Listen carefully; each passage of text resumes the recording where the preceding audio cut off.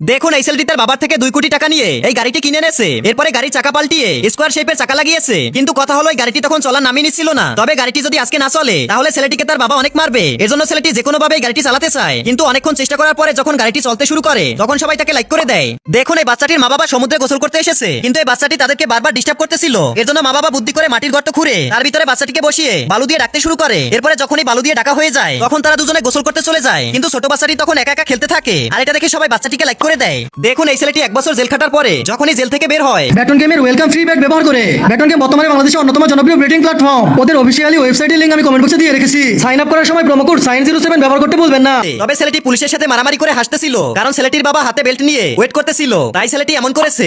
দেখুন এই লোকটি গোসল করার জন্য হাতে 2টি ডাম্বেল নিয়ে সুইমিং পুলে লাফ দেয়, কিন্তু যখন সে ভিতরে যায় তখন সে জানতে পারে এই পুলটি অনেক গভীর। আর তার বন্ধুরা তাকে চ্যালেঞ্জ দিয়েছে যদি সে ডাম্বেল নিয়ে গোসল করে বাইরে আসতে পারে তাহলে তাকে একটি আইফোন গিফট করবে। কিন্তু পানি এত বেশি ছিল যে লোকটি ডাম্বেল ফেলে দিয়ে বাইরে আসতে শুরু করে, কারণ ডাম্বেল নিয়ে বাইরে আসা সম্ভব নয়।